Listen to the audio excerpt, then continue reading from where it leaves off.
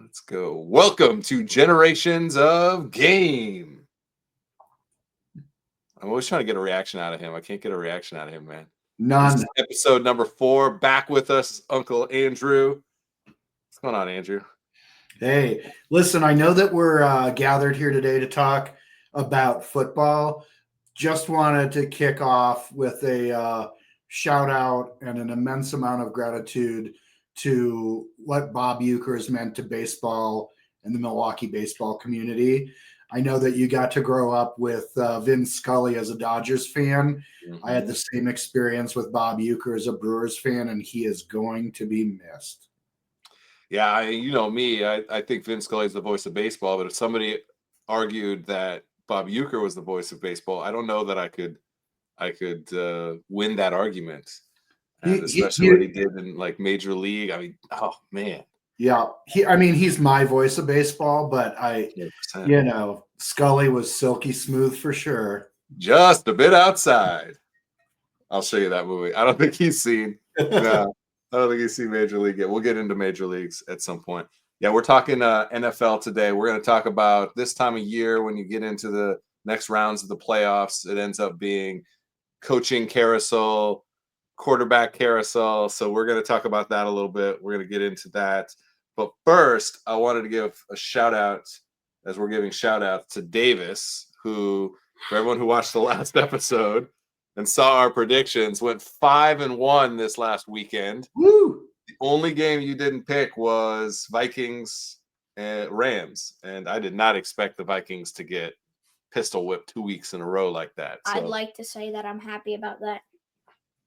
Yeah, actually, before the game, even Andrew, he's like, I want the Rams. He's like, I'm picking the Rams, Dad. I was like, well, everyone heard you say you picked the Vikings, but so he would have gone 6-0 after what he called before the game, even. Which now that I look about it, I'm kind of mad at myself because that should have been, even though the Rams are higher, that should have been my upset. Because then the Vikings I had losing to the Eagles, which would have been the same thing for the Rams. So. Well, I told everyone, I talked to Andrew about it. I was all in on the NFC North, and they did not come through for me, man. They did not. I was like, I had my big upset of the Packers winning. I had the Vikings in the NFC Championship. So that's brutal. I didn't make any of those picks. Do we want to pick those games? Like we picked all the way through, but now we have actual games. Andrew, let's do that. We're just gonna impromptu pick some games here. How about it? Might as well. All right. And Andrew, you're in on this now too. You're stuck with us, man. Okay, so let's go. Let's start AFC, and we have like an all-time matchup. I really hope this is the best game of like the decade right here of the Ravens versus the Bills. Who do you got, Davis? Bills. Okay, sticking with the Bills. You can change from your picks from before, just in this little moment of time. Going with the Bills? Dude. He's going with the Bills. Wait, hang on. Andrew, who do you got? Think about it. Because I said that with the Vikings and then got pistol. I'm going with the Bills. Orchard Park. It is, and this is no indictment on Lamar, but I do believe flip side is that this is time for Josh Allen to step forward in a big way. Yeah. It's a coin flip for me, and that coin lands on the side and does the little before it falls over. I'm going with the Ravens. I'm sticking with the Ravens. After what I saw, they're so balanced, and I think their defensive line can disrupt Josh Allen just enough, just throw him a little bit off balance. But that's a close game. That's going to be a great game. Okay. I mean, we could see a game, depending upon how bad the weather is, where both quarterbacks in this game rush for more yards than they pass for. I'm all in on that because I saw it's going to be feels like -3. Yep. Oh, it's going to be a Buffalo type game. The Ravens are built for that too, though. To your point, Lamar Jackson can run the ball, and King Henry is going to he's going to eat. I believe he only wants to be referred to as Lightning McQueen from now on. Okay. Okay. And then Chiefs, Texans. Who do you got? Same thing I said with Vikings, Rams. I want the Texans, but the Chiefs. It's tough to pick against the Chiefs in the playoffs. I am sticking with the Chiefs. I did see some replays of, remember when they were down 24-7 to Houston, and then Houston went for a fake punt, missed it, and then that's when the game turned around completely. And I had forgotten that, but they were whooping them. Wait, that game is already over? No, this is from last season. Okay. Last season, remember when they had to come back in like 3 games? The Chiefs did from deficits. So yeah, Andrew, who do you got? I'm going with the Chiefs. I do believe that the Chiefs are more vulnerable than they've been at any time in the last 5 years, but it's not going to be this weekend. Not this weekend. Okay, Yeah. they have a date with destiny with either the Bills or the Ravens, according to all 3 of us. All right, on the other side, we have Eagles versus Vikings. no. Oh, Eagles. Rams. Eagles, Rams. Yeah, Eagles, Rams. Who you got? Eagles. Okay, sticking with the Eagles. I mean, he had the Eagles winning the Super Bowl. So They have A.J. Brown, Devontae Smith, Jalen Hurts, Saquon Barkley. Like Saquon Barkley. he's better than King Henry. They did lose. Who do they lose on the defensive side? Slay went out of the game, but he can't. Dean. He's back. Dean, linebacker, he's out. Bond, they have Carter. Yeah, they're good. They're so balanced on both sides. They're tough. Now that the Packers are out, I'm going Eagles as well. I think the Rams put on quite a show, and they are a lot tougher than I thought they were coming into the playoffs. I just think the Eagles are just too balanced, and their attack is just unrelenting. What do you think, Andrew? I am going to be the contrarian here. I'm going with the Rams. Let's go. The Rams. I think that the Rams are perhaps the hottest team in football right now. So timing is everything at this point in the season. And honestly, I don't think that with the Packers being without their top 3 wide receivers, 2 offensive linemen, then having to put in offensive linemen who couldn't figure out how to not have a holding penalty. Yeah. Losing Devontae Wyatt on the defensive side, the Eagles did not beat the Packers by enough, considering how badly the Packers were injured, for me to believe that they don't have that opportunity for the Rams to walk in there and win this game. See, he's good. He's digging deep, man. Did you hear all that Packer knowledge? He's got the Packer knowledge, man. He's got that on lockdown. All right. And then on the other side, we got Jaden Daniels going to play the Lions. Wow. Best rookie quarterback season, matching some of those Jameis Winston and RG3. And, man, he had a great, great season. Who do you got in that game? Lions, Commanders. Again, I want the Commanders for Lions. Speak up. Tell the people your pick. Lions, even though they don't have David Montgomery, even though they don't have Aiden Hutchinson, even though Jaden Daniels is the best rookie of the year. Lions. Okay. Yeah, I mean, after my dismal showing of 2-4 in the first round. Luckily, we're doing this like bracketology, right? Where you get 1 point for the first round, 2, 4, 8, like sure. winner 16. So as long as the Lions, let's go Detroit, come through and win a Super Bowl, then I think I'll still beat you, but barely with my horrible showing. So got the Lions. Okay, that's it. That's our picks for this divisional round of football. Let's get into some more football. Let's talk about coaching vacancies. Let's talk about potential quarterback vacancies, swaps, guys moving around all over the place. All right, read this list of coaching vacancies right here. Who do we got that we got to talk about? The Dallas Cowboys, the LA No. Just read Raiders. Okay, Raiders, Jaguars, Bears, Saints, and Jets. That's a lot. That is a lot. And is that all? Has there been any other rumor mills that anybody else is going? Stefanski or Titans looking? I don't know any coaches, bro. Okay. Okay. Well, I'm going to read off a long list because there is a ridiculous list of people that are getting interviewed for head coaching jobs. The other team that was on that list was the Pats. Real quick, Andrew, your thoughts on Mike Vrabel for the Pats? I think it is both a no-brainer and also potentially uninspired. I get that he's part of Patriots Nation, but so is Gerard Mayo. Mm-hmm. Obviously, Vrabel brings a significant amount of additional experience to the table. But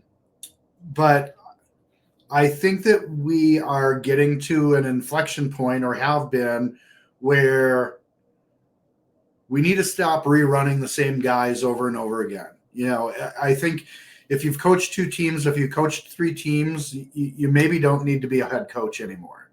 Mm-hmm. You know, and I get that the Johnsons of the world, who are the hot whiz kids, you know, it's not always particularly easy to make that jump from coordinator to head coach. But I think the league is continuing to move forward offensively, and we need some fresh blood. But, you know, I don't hate it. I just hope he gets more than a year, Robert Kraft. They did Gerard Mayo dirty. Yep. That just was not okay.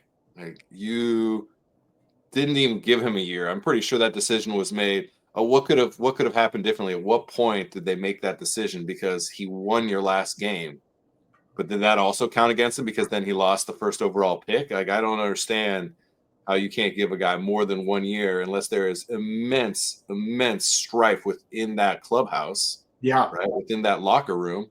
Never heard any whispers of that. Seemed like he was a player's coach, and they rallied around him. Obviously, he's a Patriot through and through. And then Kraft's just excuse, he wasn't ready to coach. Nobody's ready to coach. Like, Yeah. no.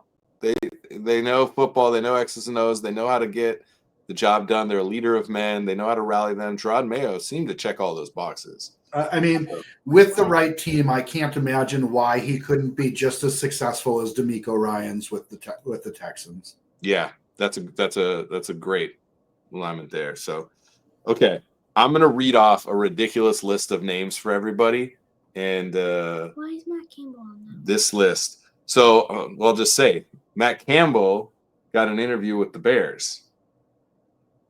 So your Iowa State head coach. I don't think he's going anywhere, but he definitely got an interview, so that was pretty cool to see. I think you mentioned Ben Johnson and Aaron Glenn; those are probably the top 2 names. They're probably both gone. So Detroit is losing both offensive and defensive coordinator. I think they're the only team that probably gets completely vacated of their coordinators. How is Bill Belichick still coaching? Yeah, let's get into it. I'm just going to rip this off. Deion Sanders now is in the mix. Bill Belichick somehow is in the mix because he apparently hasn't signed his contract yet with North Carolina. Did you read that? Yes, they. So my understanding is that the letter of intent, that's not what they call it, but the letter of intent is signed, but there's very specific language at the top of the term sheet. That's what they call it. That says that it is not a binding contract. So the fear about it's that they will continue to negotiate terms in good faith to get to the final contract, yada, yada, yada. But here's where it matters. There is, in the term sheet, there's a $10 million buyout for Belichick if he leaves before the end of the 2025 season. With this being a term sheet and not being a binding agreement, there's no $10 million buyout at this point. So Belichick could, if he chose to, go anywhere he wants. And the team that's been floated around is the Raiders because now Tom Brady is an owner there. And, oh, man.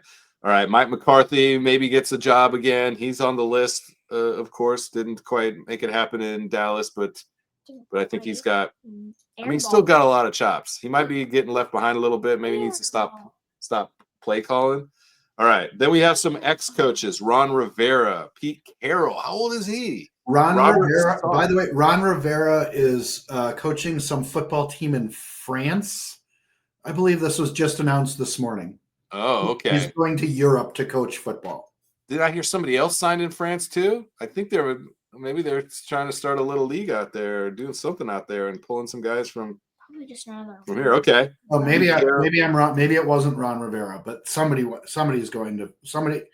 Oh, it's Jack Del Rio. My bad. Jack Del Rio. Yep. Jack Del Rio. I did see that Jack Del Rio's going. So they coached together like a couple times, didn't they? Yep. Robert Saleh, ex-Jets head coach. Rex Ryan. How long has he been out of the game? That's going to be a repeat of when Gruden tried to come back after Monday Night Football. That didn't go so well for him. Rex Ryan. Okay, now I'm just ripping these off.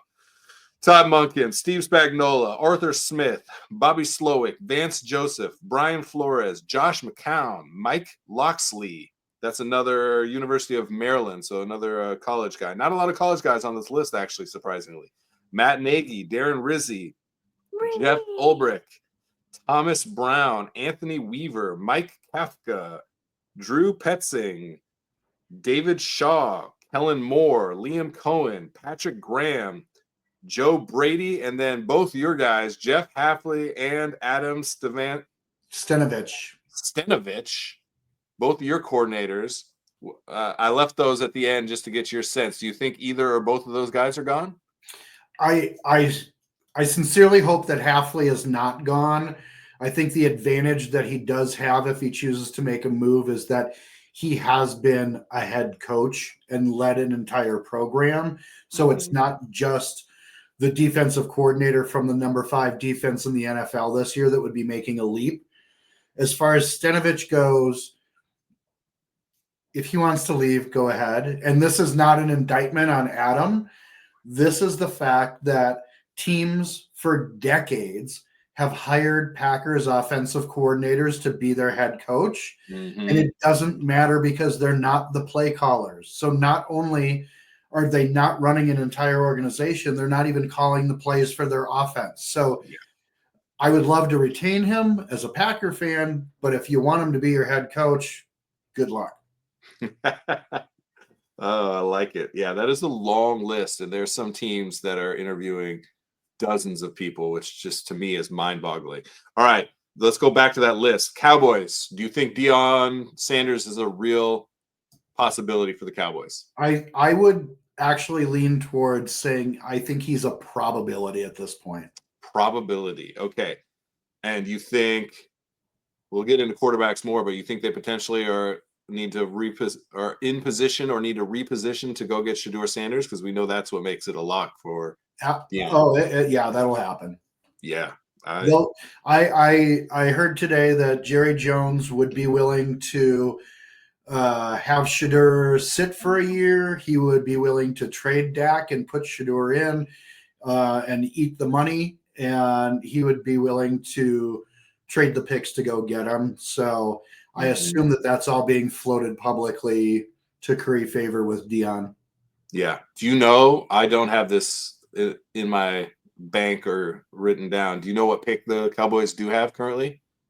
They got to be close to top 10, somewhere at that. If it's not a top 10, I don't think they get Shedeur Sanders. They got to trade then. Yeah, I mean, if it's not a top 2 or top 3, they got to trade to get him. They got to trade. Like, even if he slips to 5 or 6, you can't risk it. If this is your move to go get Deion, you can't risk it. Absolutely. Okay. Raiders. Do you think Belichick is a real possibility there, or is that just fodder? I don't think so. I don't. Cowboys are drafting 12, by the way, so they've got some big moves to make. Yeah. I don't. I look at it from this point of view. When you're talking about guys like Belichick and Pete Carroll, they are both over 70 years old. Yeah. Yeah. And so if you want to build and sustain a program, I don't think you want a head coach to come in for 2 years or 3 years and then potentially walk away. Not saying that those guys would, but it's much more likely. And I don't know, even with Tom Brady there, I don't know why Belichick would want to go to unless they're like This is like New England, and you have absolute, complete control and final authority over everything. I don't know why someone like Belichick would want to go to that organization. Yeah, I think that's a good take right there. Could the Cowboys get Quinn Ewers?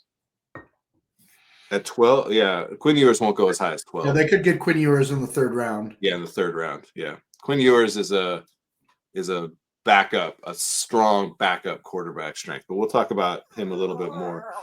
And the Raiders are in a position. I think is it them and the Jets who need a GM, a coach, and a quarterback. Yes. Worse because they definitely need a quarterback. We don't know about the Jets. Maybe Aaron Rodgers is the guy for them. I don't know, but we definitely know that the Raiders need all three, which is talk about a rebuild. And to your point, that's not a quick rebuild. That's not a 2-year come in and win a championship rebuild. This is not, Dan Quinn coming into the Commanders and being able to make a playoff run. I don't think so at all.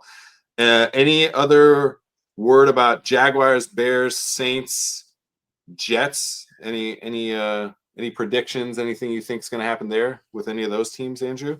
I think that Aaron Glenn to the Bears makes sense. Yep. Although I also think that no one in their right mind to the Bears also makes sense.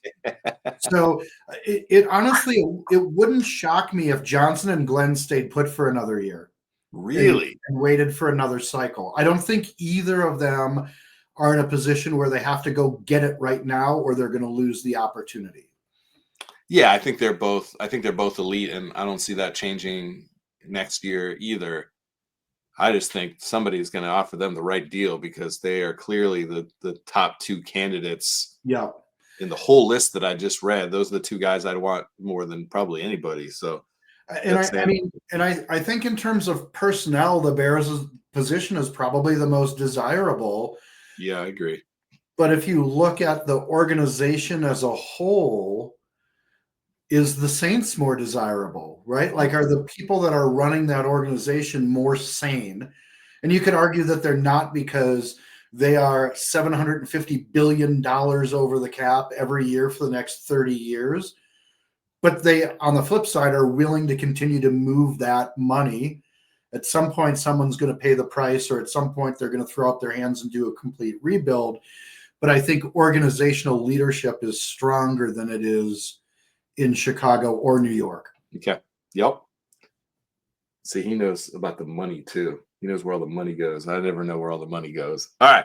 Read this list off, Davis. Now we're going to go to talk quarterbacks for a little bit to wrap this show. Read off that long list of teams that need a quarterback potentially. Raiders, Jets, Vikings, Browns, Saints, Titans, Colts, Giants, Steelers, Seahawks. Oh my God. Woo! Okay. So let's start here. I'm going to read off the list of quarterbacks that may be on the move, that may need a new home soon, that could fill a gap or that are the gap themselves. And then we'll talk about the draft a little bit and see where we think some guys might land there. Sam Darnold, Justin Fields, Russell Wilson, Joe Flacco, Jameis Winston, Deshaun Watson, Aaron Rodgers, Daniel Jones, Aiden O'Connell, Geno Smith, Zach Wilson, Anthony Richardson, Bryce Young, and Will Levis is named have all been in the mix when it comes to potential moves, potential gaps, things like that. So, and then just because that wasn't enough names, you also have some other guys like Cooper Rush, Jacoby Brissett, Jimmy Garoppolo, Drew Lock, Josh Dobbs, Andy Dalton, Trey Lance, Carson Wentz, Marcus Mariota, Mac Jones, Teddy Bridgewater. Oh, wow. Didn't he just win a national championship in Florida for his high school alma mater, and now he's like back on? Yeah, now he's the backup quarterback for the Lions. Yeah. So, wow. Yeah. And that's the list of the guys that are perennial backups, but they still potentially are going to make a splash at some point somewhere, because what starting quarterback plays 17 games anymore? Like, not very many. Not very many. It's pretty unbelievable. So, all right. And then in the drafts, and with their draft status like picks, we have Cam Ward, who's the number 4 kind of overall prospect coming out of the draft out of Miami. Shedeur Sanders, who we've mentioned already, out of Colorado, number 10 overall prospect. Jalen Milrow of Alabama, 32nd prospect. Quinn Ewers, you mentioned, from Texas, 52nd overall prospect. Jackson Dart from Ole Miss, 82nd prospect. Kyle McCord from Syracuse, 90th. 105 is Curtis Rourke from Indiana. 106, Riley Leonard from Notre Dame, who's still in it. And 127 overall stock for Will Howard from Ohio State. Those last two guys playing each other in the national championship coming up on Monday. So what are some thoughts there? Cam Ward. Could Cam Ward be the number one overall pick to the Titans, displacing Will Levis? This is why Will Levis's name's on the chopping block potentially. I think for some durability issues potentially and being able to protect the ball. Do you think that Cam Ward could go first overall? Do you think he drops down? Do you think somebody like the Browns wants a guy like that and they're done with Deshaun and Jameis and all that money they spent there? Do you think a quarterback drops below the first, second, or third pick? What do you think? I don't know. I think the first pick goes and gets. Wait, who has the first pick? The Titans. Oh, I was gonna say, whoever doesn't need a quarterback, and who's the second pick? The Browns are the second pick. Do they need a quarterback? We don't. Yes. Well, yes, they need a quarterback, even though they've paid Deshaun Watson an unbelievable amount of money, and they have Jameis Winston. I think. Well, Winston's a free agent. The only healthy quarterback on Cleveland's roster right now is DTR, Dorian Thompson-Robinson, who showed pretty clearly that he is not starting caliber. Nope. Winston's a free agent. Doesn't mean that he couldn't go back to Cleveland, but if they're benching you in favor of DTR, I'm going to say my bags are packed and I'm going somewhere else. And Watson retore his Achilles, so even though he's going to be on the roster sucking up that 100% guaranteed contract, he's not playing next year. So long answer is yes, Cleveland needs a quarterback. Mm-hmm. Whoever has the highest pick and doesn't need a quarterback, I think it's Travis Hunter. So since the Titans need a quarterback. So Travis Hunter is coming out as the number one overall prospect. And you're in this weird position where that number one overall prospect isn't a defensive end or a quarterback. That doesn't happen. I can't remember the last time that happened. Maybe since the last time a defensive guy won the Heisman Trophy was somebody that highly ranked who was in the secondary and or a receiver. So I could see them going, he's number one. We're taking the number one overall potential prospect, or it's Cam Ward. I feel like if Speak up. If I'm the Titans, I'm taking Cam Ward, and then on the Browns, I'm taking Travis Hunter. Okay, Andrew. Because they just lost Amari Cooper, who's a really good receiver. So they need someone else. What's your take, Andrew? I think it's really interesting. I think Tennessee trades out of the number one pick. I could absolutely see that. They're in a weird spot with who they need, what they need. Yeah. Because I think this. I think that they know that Will Levis might not be the answer, but I don't know that they would be convinced that Ward or Sanders would be a big enough improvement. So let's go get the best available person that's not a quarterback or increasing our draft prospects by trading out of that position. I think that Cleveland takes a quarterback, and I think that the Dallas Cowboys, who will have Coach Prime in tow, do whatever they need to do to trade to wherever they need to trade to. So maybe the Cowboys are making that trade with the Titans to get Shedeur at number one. That's a good take. And I think that the thing that's really interesting is that when you look at the Jameis Winstons and some of the other quarterbacks that are going to be available, this is not last year's draft class for quarterbacks. I think that whether it is building a bridge for a second or third round quarterback that gets drafted or building a bridge to draft a quarterback next year, a lot of these guys are going to end up with decent jobs. Like, if Rodgers leaves and goes to the Raiders, why not bring Jameis Winston in, who could throw 47 touchdowns to that receiving crew in New York? Right? Do you think Garrett Wilson's going to want to go leave the Jets if he knows Jameis Winston, who's going to throw for 5,600 yards, is coming in for the next 2 or 3 years? Yep. Oh man, it's a good take. The Dallas Cowboys at the number 1 pick, and that might be what Jerry Jones needs to shake the cobwebs loose of this last decade of being relevant, but just not being able to push through ultimately. And Shedeur Sanders is more ready to play in the NFL, I think, than Cam Ward. I think Cam Ward's ceiling is much, much higher than Shedeur Sanders. But Shedeur Sanders has already been playing in that limelight. I think he'll be able to handle the bright lights of Dallas. And I think Dion, Shedeur, they probably go get Shiloh too in the 4th round, 5th round, something like that. And so, yeah, I could see them tooling up. I think that's a great take. Wait, what position is Shiloh? Shiloh's a defensive back. Yep. They probably go get Thanasis Antetokounmpo as well. Yeah, he's going to be just following his brother around basically, because Shedeur is the generational talent, and Shiloh he'll be a good like nickel guy. Like I think he'll do all right. Yeah, or he can be a strong special teams contributor. Yeah, special teams. I think he'll do well there. The big question that I had in quarterbacks, as we're running a little long, we'll wrap this quick, was if Jalen Milroe. I've heard some rumors that people, he's listed as like number 32, puts him right on the cusp of being 1st round. But I had a lot of people potentially picking him higher, just again because quarterback need is so high to give him a chance, and I think he gets a little bit of that. Oh, I don't know if it's deserved Alabama quarterback kind of rose-colored glasses a little bit. Do you think Jalen Milroe goes in the 1st round or 2nd round? I don't think he goes in the 1st round. Yeah, I'll tell you who my super secret pick is, and you mentioned him already.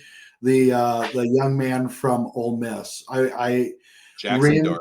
Yep, randomly happened to see him play in their bowl game, and he was giving me, at least from a pocket passing perspective, he was giving me serious Josh Allen vibes. He's a big body kid. Yep. Yeah, strong kid. Okay.